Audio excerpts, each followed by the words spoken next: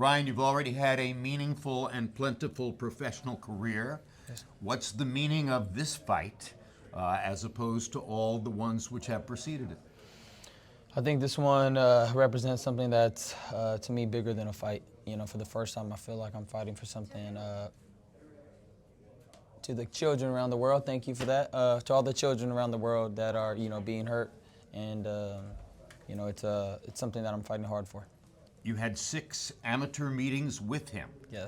And it's logical for somebody in my position to say, oh, okay, that provides a psychological context.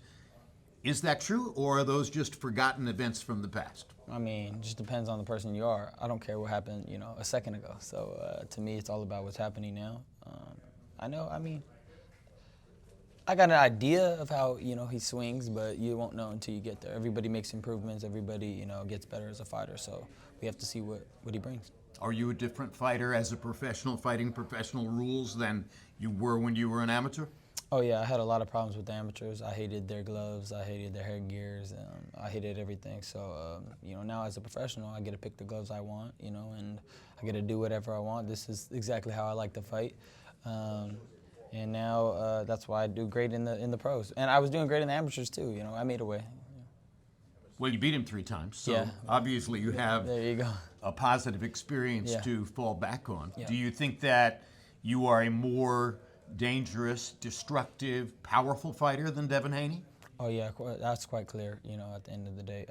His record speaks for himself, for his punching power, ability at least. He's a great fighter, but there's great and then there's something else, so he's going to find out what that something else is. Well, as I said to him the other day, he has a victory over Vasily Lomachenko. Yeah. That's a very important credential on his record. Right. And but I don't feel like he beat him, but it's fine. What's that? I don't feel like he beat him. Yeah? No, in my opinion, but... Okay, yeah. So in other words, you would have scored Lomachenko the winner of the fight. 100%. And you're not alone. Yeah, a lot of people did. I was there at the arena. It was quite clear that Lomachenko won, but it's fine. Okay, but at the end of the day, he's got that credential, yeah. which gives him a potential stepping stone toward at some point being seen as #1 pound for pound, but in order to get there, he would have to beat you. Yeah, of course, and I'm not going to leave it up to the judges. There will be no funny business. If you're not going to leave it up to the judges, in my view, that means you're going to land a left hook. That's your weapon. Right. So is part of the plan to find the way to set up landing a left hook? We're planning to set up a lot of things. Could be a right, could be a hook, could be uppercut.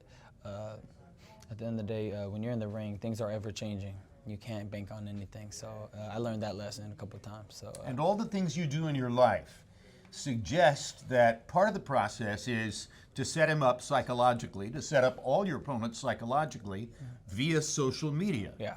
Is that Yeah. part of the purpose of Yeah. all the communication you put out? Yeah, I'm purposely trying to hurt his feelings. I'm purposely trying to destroy his heart and everything in order to, handicap him. That's why I say the things I say, I do the things I do. He'll never know what I'm actually doing, and I don't care if he hears it. What's up?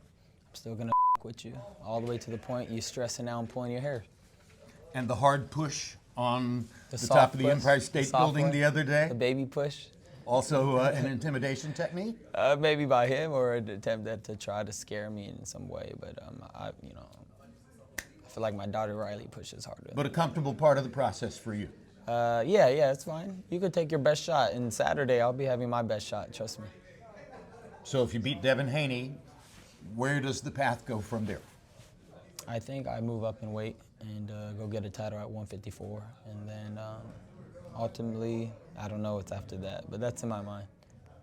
Yeah. Is it more important to be seen as the best, or is it more important to entertain and become what you possibly could become, which is as rich as Oscar De La Hoya? Right. And as rich as any fighter in this weight class? I think in my heart, I want both. All right. I want it all. Ryan, thank you very much. Thank you.